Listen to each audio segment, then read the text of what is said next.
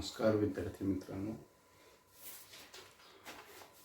आज आपण linear equation in two variable या चॅप्टरचा अभ्यास करणार आहोत.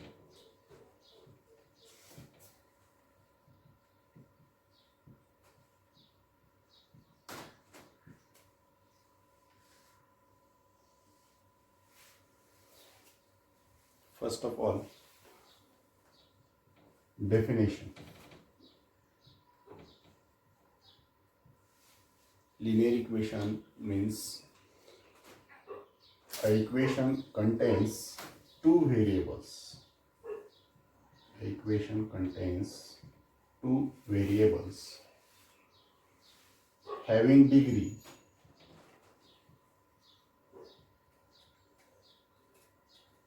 one of each variable.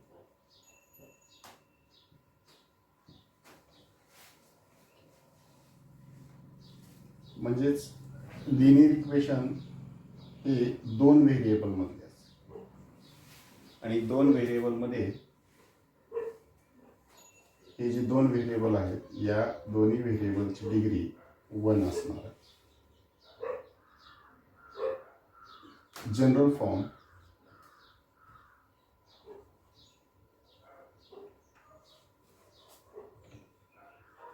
ax plus by plus c is equal to 0. Here x is the variable, y is the variable, and degree of the x is 1 and degree of y is 1. This form is known as a general form of linear equation. Now, for example,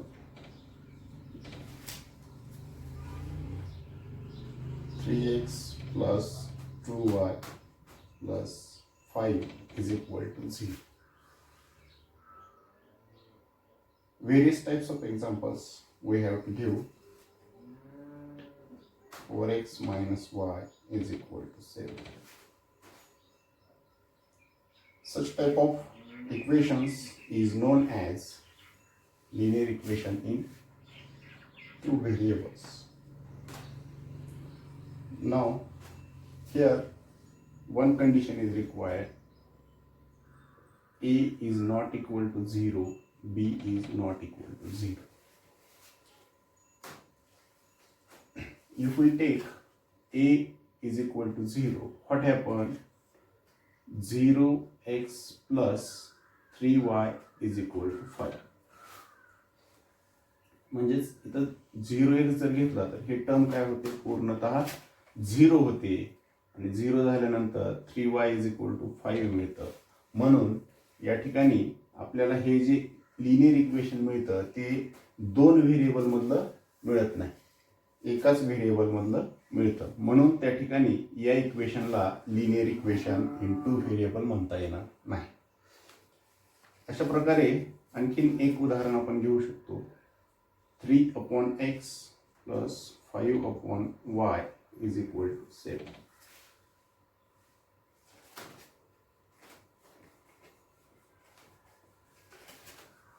याच्यामध्ये इथं दोन variable दिसतात.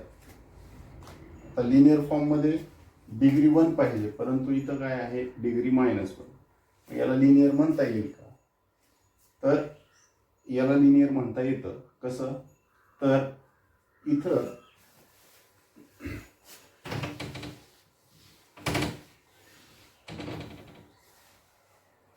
3/x plus 5/y is equal to 7.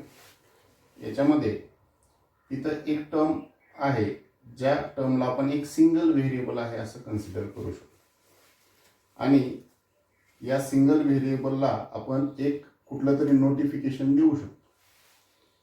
मग 1/x आहे तिथं m द्या, 1/y आहे तर n द्या आणि m आणि n याच्यामध्ये 3m plus 5n is equal to 7.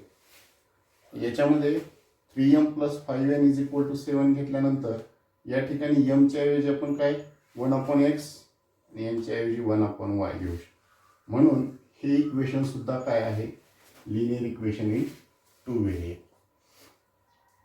तर हे अशा प्रकारे आपण लिनियर इक्वेशन म्हणजे काय हे तुम्हाला समजलेलं आहे. आता त्यानंतर आपल्याला लिनियर इक्वेशनचे पेयर पाहायचे. लिनियर इक्वेशनच्या पेयर. आता पेयर म्हणजे काय, तर लिनियर इक्वेशनच्या पेयर म्हणजे एकापेक्षा जास्त इक्वेशन त्या ठिकाणी असणार. याच्यामध्ये एकापेक्षा जास्त इक्वेशन जेव्हा असतात त्या ठिकाणी तेव्हा त्याला काय म्हणायचं, simultaneous equation.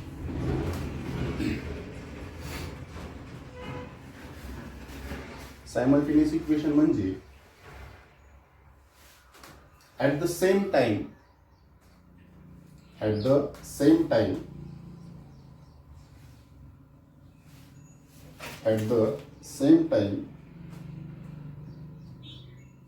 we think about both equation.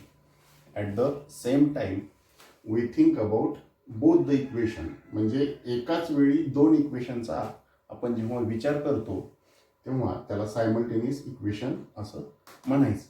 Simultaneous equation हे या ठिकाणी फॉर एक्झाम्पल जर पाहायचं झालं तर लिनियर इक्वेशन मध्ये असलेले कोणतेही दोन इक्वेशन हे सायमल्टेनियस इक्वेशन असू शकते. लिनियर इक्वेशन आणि सायमल्टेनियस इक्वेशन याच्यामध्ये एकच फरक आहे. लिनियर इक्वेशन म्हणजे हे सिंगल इक्वेशन आणि सायमल्टेनियस इक्वेशन म्हणजे पेयर ऑफ लिनियर इक्वेशन. आता हे जे सायमल्टेनियस इक्वेशन्स आहेत ते आपल्याला काय करायचे आहेत, सॉल्व्ह करायचे. How to solve the simultaneous equation we have studied about in the previous standard how to solve the simultaneous equation. There are two methods to solve this type of equation. First is elimination method.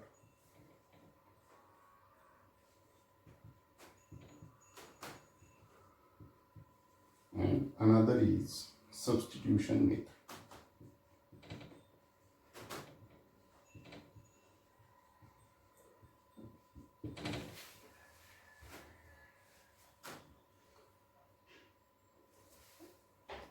पाठीमागच्या इत्तेमध्ये आपण हे दोन्ही method काय केलेले आहेत पाहिले आहेत.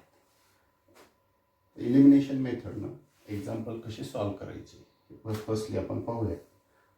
आपण दोन्हीपैकी कुठलीही एक मेथड वापरू शकतोय, परंतु पाठीमागच्या वर्षी तसं नव्हतं. जी सांगितली ती मेथड आपण यूज करू शकत. तर त्यानंतर हे जे सायमल्टेनियस इक्वेशन आहेत हे सॉल्व्ह करण्यासाठी कशा पद्धतीनं सॉल्व्ह करायचे याच्या दोन मेथड आपण पाहिलेल्या आहेत. या मेथडनी सॉल्व्ह करायचे. यावर्षी अशाच प्रकारच्या आणखी दोन मेथड आहेत आणि त्या दोन मेथड म्हणजे ग्राफिकल मेथड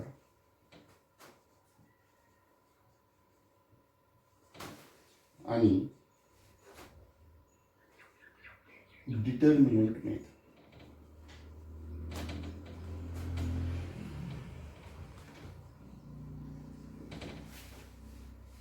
याच्यामध्ये आपण या दोन मेथड पाहिलेले आहेत, तिथे अडचण येत नाही. या दोन मेथडसाठी आपल्याला काळजीपूर्वक लक्ष द्यायचं आहे. आता याच्यामध्ये first of all how to solve the simultaneous equation by using elimination and substitution method.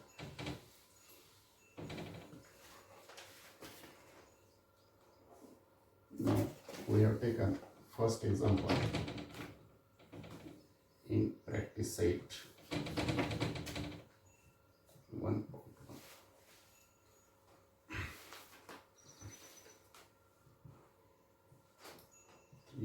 Plus 5 is equal to 26.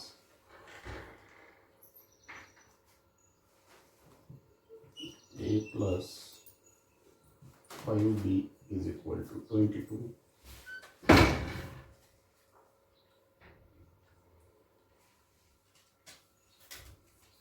Now here we take this example and solve it. How to solve the example? या ठिकाणी आपण example solve करत असताना एक गोष्ट फक्त लक्षात ठेवायची की दिलेले जे दोन इक्वेशन आहेत ते सायमल्टेनियसली इक्वेशन्स आहेत का, लिनियर इक्वेशन आहेत का. त्यानंतर एक्झाम्पल सॉल्व करत असताना आपले मेथड ज्या आपण पाठीमागच्या वर्षी पाहिलेल्या आहेत त्या मेथडमध्ये कशा पद्धतीने आपण सॉल्व केलेलं आहे हे पाहणं गरजेचं आहे.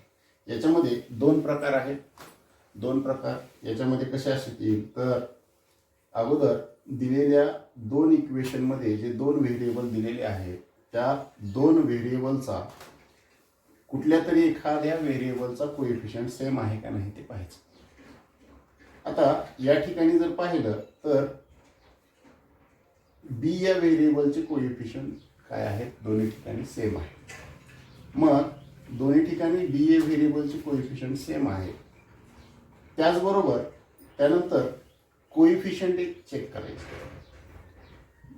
कोएफिशियंट चेक केल्यानंतर तिथं तुम्हाला लक्षात येतं की त्या जो व्हेरिएबल आपण घेतलेला आहे त्या व्हेरिएबलचे कोएफिशियंट सेम आहेत की डिफरंट आहेत हे एक चेक करायचं. तर इथं जर पाहिलं तर बी या व्हेरिएबलचे दोन्ही कोएफिशियंट सेम आहे. त्यानंतर सगळ्यात महत्त्वाचं साइन चेक करायची. साइन चेक करत असताना तिथं साइन सेम आहेत की अपोजिट आहेत हे सुद्धा बघणं गरजेचं आहे. साइन जर पाहिलं तर इथं काय आहे, दोन्ही ठिकाणी प्लस साइन आहे. मग दोन्ही ठिकाणी प्लस साइन आहेत म्हटल्यानंतर या ठिकाणी एक नियम आहे. नियम असा आहे की जर साइन सेम असतील तर सबट्रॅक्शन करायचं आणि डिफरंट असतील तर ॲडिशन करायचं. साइन सेम सबट्रॅक्शन, डिफरंट असेल तर ॲडिशन. मग इथं जर पाहिलं तर कोएफिशियंट सेम आहे, साइन सेम आहे म्हटल्यानंतर इथं काय करावं लागेल, आपल्याला सबट्रॅक्शन करावं लागेल. सबट्रॅक्शन करत असताना अगोदर या इक्वेशनला नोटिफाय करू शकतो आपण. Equation number 1, equation number 2. याच्यामध्ये इक्वेशन 1 आणि इक्वेशन 2 आपण घेतल्यानंतर आपण सांगितलेलं आहे की बाबा कोएफिशियंट कुणाचा सेम आहे का, त्यानंतर साइन कशी आहे हे आपण बघितलेलं आहे. त्याच्यामध्ये इथं साइन कशी आहे, दोन्ही ठिकाणी सेम आहे. त्यामुळे इथं काय करायचं, सबट्रॅक्ट इक्वेशन 1 and 2. सबट्रॅक्शन करत असताना दोन्ही इक्वेशन एकाखाली एक मांडून घ्यायचे. a + 5b = 20. सबट्रॅक्शनचा नियम काय असतो, सबट्रॅक्शन जेव्हा आपण करतो तेव्हा जे सेकंड इक्वेशन आहे त्या सेकंड इक्वेशनच्या प्रत्येक टर्मचे साइन काय करावे लागतात, आपल्याला बदलावे लागतात. आणि साइन बदलत असताना त्या ठिकाणी लक्षात ठेवायचं प्लस असेल मायनस करायचं, मायनस असेल प्लस करायचं. इथं जर पाहिलं तर प्रत्येक टर्मचे साइन हे कसे आहेत, प्लस आहेत. म्हणून ए ला इथं प्लस आहे म्हणून मायनस, इथं बी ला प्लस आहे म्हणून मायनस, इथं मायनस. त्यानंतर ज्या व्हेरिएबलचे कोएफिशियंट सेम आहे त्याच्यामध्ये एकाचं साइन प्लस होतं, एकाचं मायनस होतं. मग प्लस आणि मायनस गेट कॅन्सल. सिमिलरली या ठिकाणी जे व्हेरिएबल शिल्लक राहिले त्यांचं आता नियमाप्रमाणे addition subtraction. 3a - a 2a = 26 - 22 4. a = 4/2. इथं आपला भागाकार करून घ्या. डिव्हिजनमध्ये 2 1 = 2, 2 2 = 4. फर्स्ट व्हॅल्यू आपल्याला मिळाली. आता ए ची व्हॅल्यू ज्या पद्धतीनं तुम्हाला मिळाली त्याच पद्धतीनं तुम्ही बी ची व्हॅल्यू काढू शकता ॲडिशन सबट्रॅक्शन करून. परंतु तसं न करता डायरेक्ट आलेली जी व्हॅल्यू आहे ही या इक्वेशन 1 आणि 2 या दोन्हीपैकी कुठल्याही एका इक्वेशनमध्ये आपण काय करू शकतोय, सबस्टिट्यूट करू शकतोय. आणि सबस्टिट्यूट केल्यानंतर काय होईल तर बघा आलेली व्हॅल्यू कुठल्या तरी एका इक्वेशनमध्ये पुट करा. पुट a = 2 इन इक्वेशन 1 कुठल्या तरी एका इक्वेशनमध्ये. मग इक्वेशन 1 मध्ये जर पुट केली तर काय होईल, 3 × 2 + 5b = 26. काय केलं, इथं एच्या जागेवर आपण ती व्हॅल्यू सबस्टिट्यूट केली. आता इथं multiplication 3 into 2 6 plus 5b is equal to 26.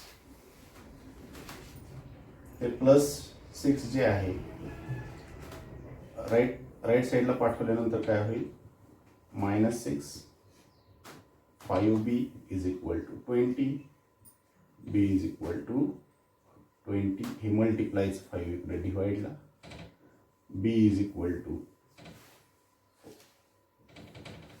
a is equal to वाला b is equal to 4. इथंच आन्सर नाही संपलेलं, लक्षात ठेवायचं. ही जी आपण जे व्हॅल्यू काढलेले आहेत ह्या व्हॅल्यूज सोल्युशन म्हणून शेवटला काय करावं लागेल, लिहावे लागेल. Therefore a is equal to 2 and b is equal to 4 is the solution of given simultaneous equation.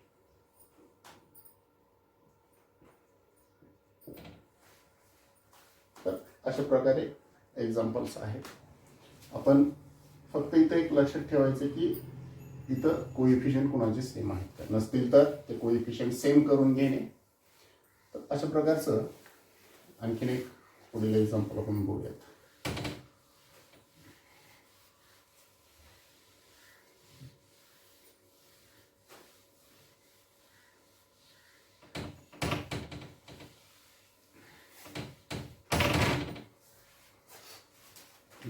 Second example.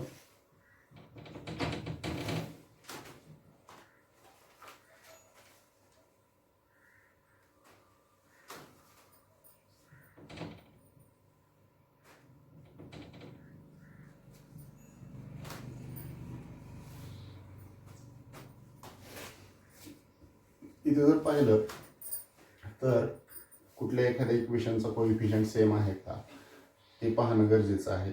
इथं पाहिलं तर कुठल्याही इक्वेशनचा कोइफिशियंट सेम नाही आहे, म्हणून याला इक्वेशन नंबर 1, इक्वेशन नंबर 2. या एक्झाम्पलमध्ये कुठलाही कोइफिशियंट सेम नसल्यामुळं त्या ठिकाणी सेम करून घेणं गरजेचं आहे. मग तुम्ही इक्वेशन 1चा करून घ्या किंवा इक्वेशन 2चा करून घ्या, काही अडचण येणार नाही. मग आपण काय करूयात, इक्वेशन 1चा कोइफिशियंट सेम करून घेऊयात. म्हणून तर इक्वेशन 1चा कोइफिशियंट सेम करायचं म्हटल्यानंतर काय करावं लागेल, ते मल्टिप्लाय इक्वेशन 1 by 3. इक्वेशन 1ला 3 ने मल्टिप्लाय करा, काय होईल, therefore 3x plus 21y is equal to 30. याला इक्वेशन 3 द्या.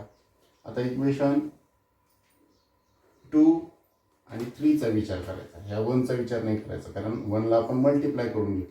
मग इथं 3 आणि 2चा विचार जर केला तर कोइफिशियंट एक्सचे सेम झालेत, आणि कोइफिशियंट एक्सचे सेम झालेत म्हटल्यानंतर त्याची साईन बघणं गरजेचं आहे. कोइफिशियंट सेम झाल्यानंतर साईन कशी आहे, तिथं सेम आहे, म्हणून इथं सुद्धा काय करावं लागेल, ते सबट्रॅक्शनच करावं लागेल. म्हणून सबट्रॅक्ट इक्वेशन 2 and 3. सबट्रॅक्शन केल्यानंतर काय होईल, 3x minus 2y is equal to 7. 3x plus 21y is equal to 30. तर इथं सुद्धा सबट्रॅक्शन करायचं आहे. मग सबट्रॅक्शन करायचं म्हणलं की सेकंड इक्वेशनचे साईन बदलणं गरजेचं आहे. मग इथं प्लस दिलाय एक्सचा, मायनस इथं प्लस दिला, इथं मायनस, इथं प्लस दिला, इथं मायनस. आता इथं सेम कोएफिशियंट आणि साईन अपोजिट झालं म्हणून हे काय होणार, सबट्रॅक्शनमध्ये कॅन्सल होणार. मग इथं -2 - 21 हे किती झालं, -23y इज इक्वल टू -23. आणि मल्टिप्लायचं -23 इकडे आलं तर डिवाइडला, डिवाइडेड बाय -23, आणि मायनस मायनस प्लस होणार, आणि 23/23 1. आता ही आलेली वायची व्हॅल्यू काय करा, इक्वेशन 1, 2 आणि 3 यात कुठल्याही एका इक्वेशनमध्ये सबस्टिट्यूट करायची. काय होईल, put y is equal to 1 in equation 1. Substitution केल्यानंतर काय होतं बघा, x plus 7 into 1 is equal to 10. x हे 7 into 1 7 is equal to 10 आणि x equal to हा 10 आहे, हा प्लस 7 तिकडे गेल्यानंतर काय होतो मायनस होतो, x is equal to 3. आता शेवटला आन्सर लिहायचं याचं, therefore x equal to 3 and y is equal to 1 is the solution of given simultaneous equation.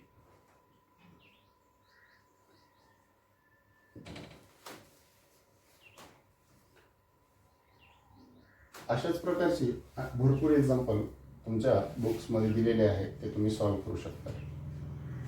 त्यानंतर आणखीन एक वेगळ्या प्रकारचं एक्झाम्पल आपण पाहिलेलं आहे.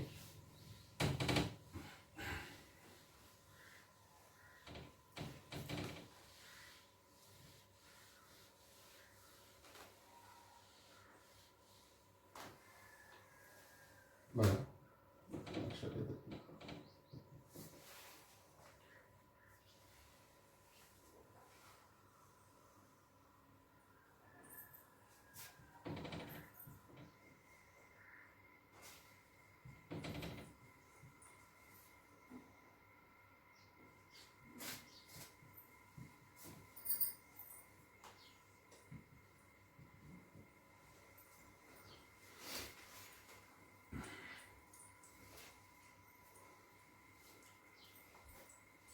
बघा, आता या एक्झाम्पलमध्ये तुम्हाला एक महत्त्वाची बाब लक्षात द्यायला पाहिजे. इथं जर पाहिलं तर समजा इक्वेशन 1 आहे, इक्वेशन 2. या इक्वेशन्समध्ये तुम्हाला एक गोष्ट लक्षात आली पाहिजे की दिलेल्या इक्वेशनमध्ये एक्स आणि वायचे कोइफिशियंट तुम्ही पाहायचे.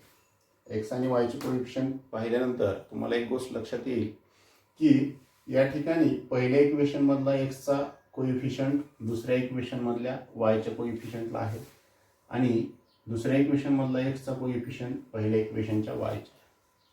मग ज्यावेळेस असे अल्टरनेट कोइफिशियंट असतात त्यावेळेस या ठिकाणी एकदा ॲडिशन आणि सबट्रॅक्शन करावे लागते. मग एकदा ॲडिशन आणि सबट्रॅक्शन कशासाठी करायचं तर थोडंसं इझी होईल तुम्हाला ते सॉल्व्ह करण्यासाठी. आता हे करत असताना एक लक्षात ठेवायचं, आपल्याला डोक्यामध्ये काय असतं की बाबा या ठिकाणी कोइफिशियंट सेम करायचे. आता इथं संख्या मोठ्या आहे, संख्या मोठ्या असल्यामुळं कोइफिशियंट सेम करणं तुम्हाला अडचणीचं ठरू शकतं. त्याच्यामुळं कोइफिशियंट सेम करायच्या गरज नाही. इथं काय करावं लागेल, इक्वेशन 1 आणि 2 दिले, त्याच्यामध्ये पहिल्यांदा ॲडिशन करायचं.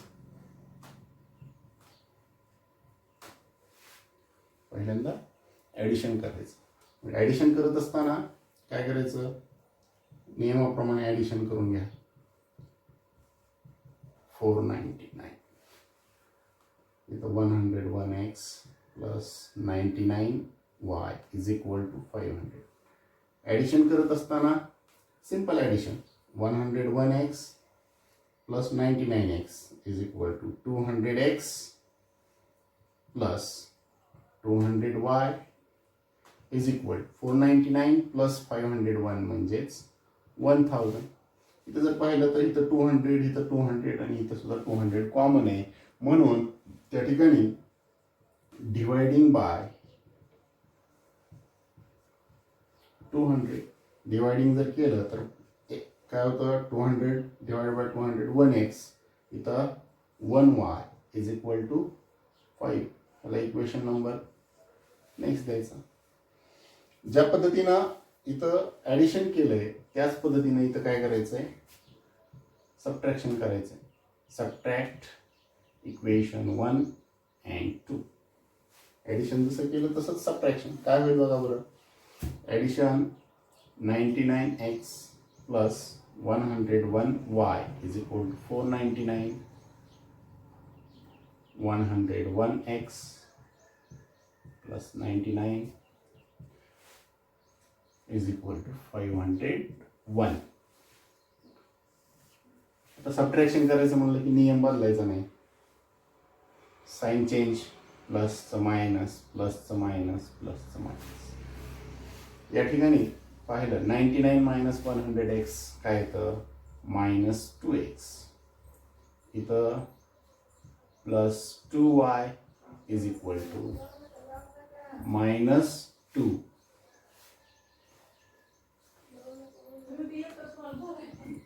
dividing by -2. -2 न जर डिवाइड केलं तर काय होतं, x - y is equal to +1. मला इक्वेशन नंबर 4. आता इक्वेशन नंबर 1 आणि 2 चा जर विचार केला तर त्याचा विचार संपलेला. आता इथं काय करायचं, इक्वेशन 3 आणि 4 चाच विचार करायचा. तर इक्वेशन 3 आणि 4 मध्ये परत तोच नियम, काय चेक करायचं, साईन बघायचे, कुठल्या एखाद्या व्हेरिएबलचे सेम आहेत का. तर इथं जर पाहिलं तर एक्सचे पण सेम आहेत आणि वायचे पण सेम आहेत. परंतु अशा प्रकारच्या एक्झाम्पलमध्ये काय करायचं, कोएफिशियंटचा विचार न करता डायरेक्ट काय करायचं, जे दोन इक्वेशन तुम्हाला नंतर मिळालेले आहेत त्यांचं ॲडिशन करायचं, डायरेक्ट आन्सर मिळतं. मग इथं काय होईल, ॲडिंग इक्वेशन 3 and 4. 3 आणि 4 जर ॲडिंग केलं तर काय होतं बघा, x + y is equal to 5 आणि x - y is equal to 1. Addition जर केलं तर काय होतं, इथं हे प्लस मायनस कॅन्सल होणार आणि x + x 2x is equal to 6 आणि मल्टिप्लायचं इकडे डिवाइडला 6/2 x इक्वल टू, आता x इक्वल टू 3 आलंय. आलेली व्हॅल्यू काय करायची, या इक्वेशन मध्ये जरी पुट केली तरी सुद्धा तुमचा आन्सर काय बदलणार नाही. या इक्वेशन मध्ये पुट करणं सोपं जातं. मग काय करायचं, put x equal to 3 in equation 3. आलेली x ची व्हॅल्यू जी आहे ती इक्वेशन 3 मध्ये जर पुट केली तर काय होतं, 3 + y is equal to 5, y is equal to 5 - 3, y is equal to. Similarly, write the solution. X equal to 3 and y is equal to 2 is the solution of given simultaneous equation. Now, here first of all we take two equations. Here coefficients of the given variables are alternating, so taking addition first, subtraction, and these two equations solve simultaneously. Now similarly we take next example.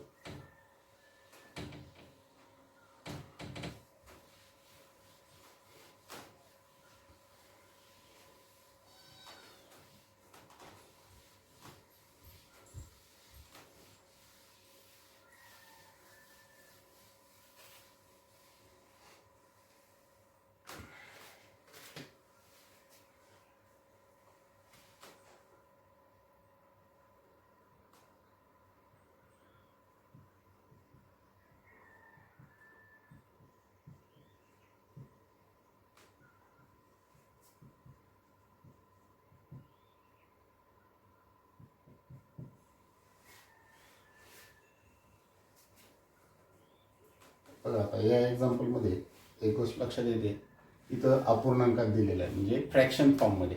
मग fraction फॉर्ममध्ये असताना काय करावं लागेल, तर first of all ह्याला normal करून घ्यायचं. नॉर्मल फॉर्म म्हणजे कसं, तर एची व्हॅल्यू इंटिजर फॉर्ममध्ये, बीची व्हॅल्यू इंटिजर फॉर्ममध्ये, सीची व्हॅल्यू इंटिजर फॉर्ममध्ये.